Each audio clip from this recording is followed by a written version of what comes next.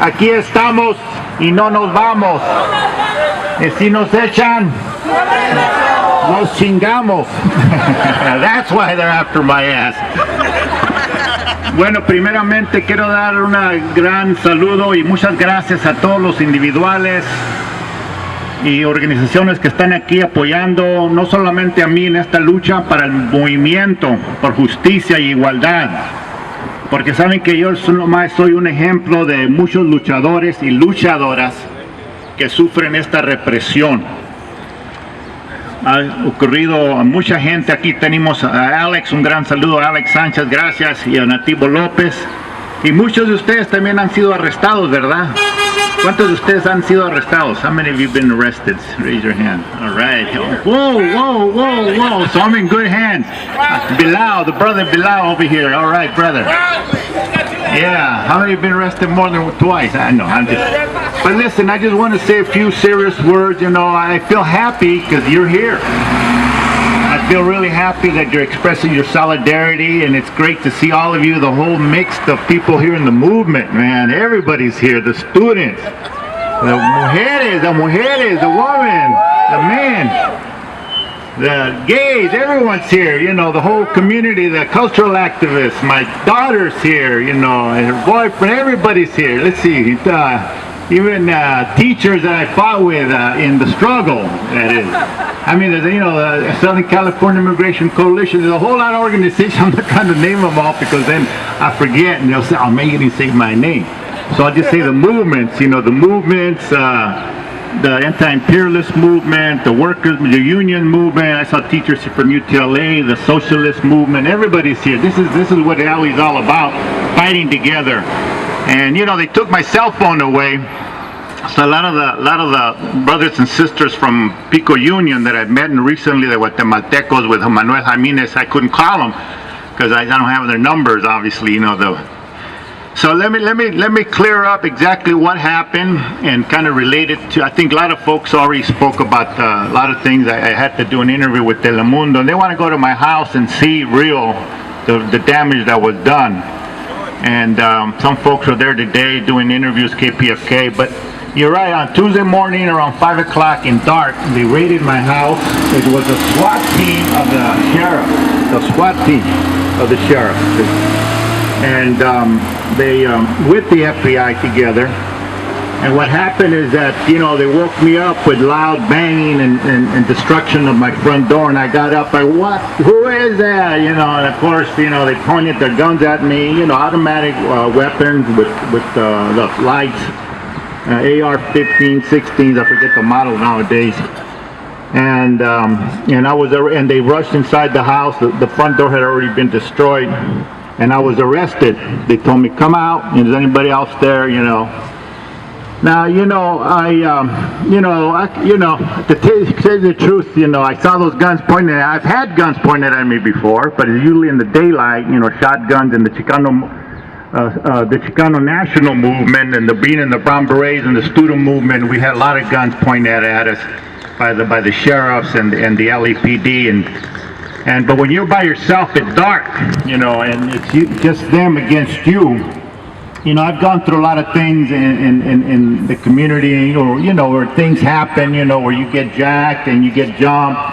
And so you're always kind of in the defensive, but I know that the main perpetrators of violence in this society is the state, which is the police.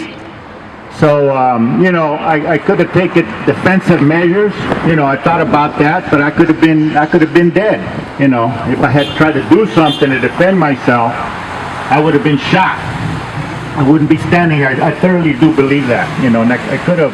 You know, I thought about it later, so they rushed me, they handcuffed me, they took me to the back seat of the patrol car. That's when I noticed they were all sheriffs. And I also noticed two green vehicles like Humvees, you know, a van type, and a bunch of police cars. And I was handcuffed in the back seat of a car, and then who comes to interview me but the FBI? And then and I go, you know, some guy dressed just like me, you know, kind of casual looking.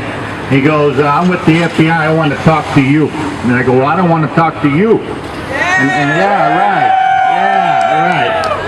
And that fool, then I asked him, you know, because let me have your card. Yeah, I go, let me have your card. I want to get some out of his ass, you know. He kind of looked at me like, I don't have no card. And I felt like saying, shit, that's my line. Like, I ain't got no badge, you know. I ain't got no, you know. And I looked at him. Then he goes, I want to talk to you. And I go, I don't want to talk to you. Then he goes, I want to ask you. He goes, I want to ask you about Freedom Road Socialist Organization. You know, and I just looked at him. I already told the sheriff I was not going to talk to them. And that I wanted to have an attorney present. So, they walked away, left me. I was sitting there handcuffed in the back seat, and they're asking me questions. So I was arrested on a possession of a weapon, a firearm, right? But let me tell you the story. This is a pretext that they used to crash into my house and to take my computer, my personal computer, my 2 cell phones, and to go through all my political documents of the current immigrant rights movement, the peace movement, the educational justice movement, and all my documents, historical documents of the Chicano national movement. Because they laid them out my whole house is thoroughly ransacked. They laid all these document albums, photo albums of Chicano moratorium, the CSO struggle for schools not war in Ball Heights. They laid them out on the living room table, in the kitchen, and they opened them up. And according to their search warrant, that they wanted to make videotapes and copies of them. So that's what they did. Many of the documents from the Chicano National Movement, from the Wacats and moratorium that I had, archival documents, they took them out. They had them on the floor. Some of them are gone. That they confiscated. So it's so they're going to say that, that I had a weapon or an arm to disparage my reputation. That's a pretext that they're using against me to enter. They could have easily arrested me anytime, contacted me by phone or letter, come on in, we want you to talk to you about an issue. But they busted into the door, they handcuffed me, I went to jail. Due to the mobilization of the community and my family, my sisters, my daughter, I was able to get bailed out within the day. $35,000 bail. I've got to go to court on June the 16th. Hope you can make it on June the 16th, all right? In Alhambra Court. Not even in Alhambra Court, it's not federal court. I am part of a network of Fight Back News, the Community Service Organization, Southern California Immigration Coalition. I'm part of a network of activists like yourself that denounce U.S. policy of intervention, whether it's in Colombia or Palestine. Obviously, we denounced the war in Iraq and Afghanistan, right? I have been to Colombia twice. I met with labor activists, with indigenous folks, human rights activists. When I came back to LA, we held a forum at the Casa del Mexicano, and we denounced Plan Colombia. We denounced the Uribe administration, the narco government that has $1 billion support of the U.S. government. That's why they're after me. That's why they're after the other solidarity activists that I work with through the Fight Back Network, through the Freedom Road Socialist Organization, through the Columbia Action Network, through the Palestine Solidarity Group, the Palestinian Solidarity Group, ANFAM, and Hatham Abedouya. ANFAM, who spoke at the Southern California Immigration State Conference via Skype. Remember, Julia, when she spoke via Skype? She is a Vietnamese American young woman who grew up in the States that was forced to flee Vietnam after the revolution triumphed. She went to Palestine. She spoke with the political prisoners in Palestine of the political organizations. She interviewed them. Her and Hatham, when they get back to the United States, they denounced the human rights violations, the political prisoners, the Palestinian political prisoners. This is the kind of individuals that are part of this solidarity movement, part of this movement against U.S. aggressive wars, that we denounce the gross violation of sovereignty of nations, the gross violation of human rights, the political prisoners of activists in Palestine or Colombia, and their assassination, whether it's in Mexico, Palestine, or Colombia. That's why they're after us. They convened a federal grand jury in September of last year under the authority of the U.S. Attorney General Eric Holder this grand jury have served subpoenas on my co-activists, on Hassan, Tom, Nick, a bunch of them, and ordered them to appear before the federal grand jury. They and we have refused to go to the federal grand jury because we know that this is a witch hunt, similar to the McCarthyism of the 50s. We would say, hell no, we won't go to your federal grand jury witch hunt under threat of incarceration, okay? And the search warrants that were served last year in Minnesota, Chicago, North Carolina, Northern California, Minnesota, Michigan, all the folks that I work with and that I know, the search warrant says that that they're investigating. They took their computer files, their cell phone, just like they did with me, and all their documents. They're trying to investigating for links, or not links, or providing material support to terrorist organizations. They're using the scare tactic of terrorist organizations. Who's the real terrorist today? United States government. That's right. Who's the real terrorist today? The CIA, the CIA, the CIA. That's right, Homeland Security. Obama, right. And we denounced the Obama attack on immigrants, Mexicanos, Chicanos, Central Americanos, through the raid, the detention, the deportations. We want to change. We wouldn't want repression, right? Thousands of people want to change, but all we're doing is getting repression. So we denounced the raids. I got my button here, denuncia alto a las redadas racistas of the ICE. So we know that the FBI is part of a federal state apparatus that in conjunction with the ICE and cooperating with the local police when they use programs such as so-called, 287G. When I was at the county jail, we went into a big holding tank on the way out, and everybody goes, what's next now? Well, you got INS hole. Everybody's got INS hole. They're still saying INS. I go, you mean ICE? And they went, what? Everybody started freaking out, And of course, they went through the interview process to see if you were so-called undocumented. So that police cooperation of the sheriff, and then of course we've got the SCOM. They call it secure communities, but it's not secure communities, it's insecure communities. It's SCOM, where thousands of, it's a con, that's right, you say it's a con, where thousands of our folks are being arrested on small misdemeanor tickets or bending in the street or jaywalking.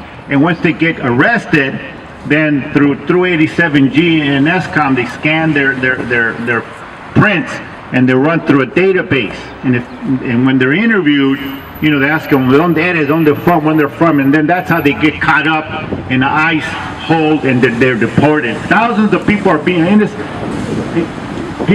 deported. SCOM is supposed to be so-called for serious criminals. But, so again, this attack, I want to thank you again. I can't thank you enough. I really love seeing you all here. The students from MELAC, met you all right. Yeah, I got to give them a shout out, the young new generation, right?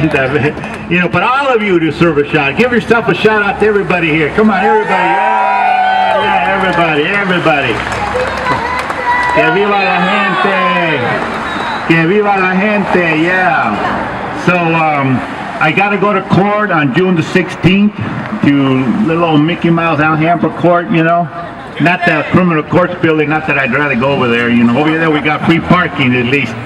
So we got to go to court to support Nativo. I think on the when do you go to court? 24th, Tuesday the 24th, downtown criminal courts building.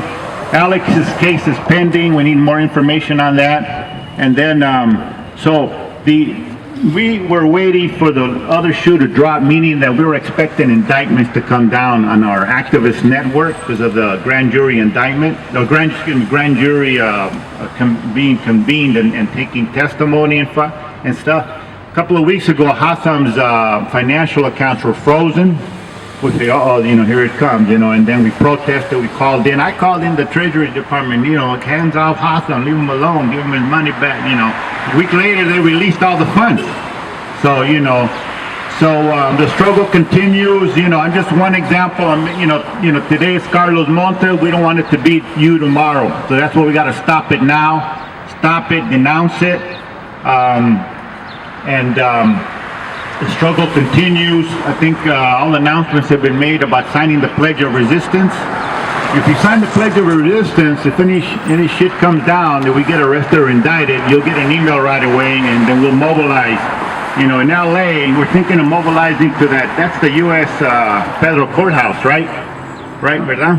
Yeah. What do you think? Should we mobilize over there next time? That federal courthouse? That's spring. What's that? Against Prop 187. We were there against Prop 187. Well, Prop 187. But, so, you know, the other thing that I've done, you know, when people say call so-and-so, I call them up, you know, because you'd be surprised the response you get. You know, if you don't get a recording, I kept calling the Treasury Department, the assets, and they go, are you calling about housing? Yeah, I'm calling about. I got a live voice. Well, we don't have them on our list, and people are calling, you know, and we don't have them on our list. Well, come on, we'll stop calling if you stop freezing this account, you know.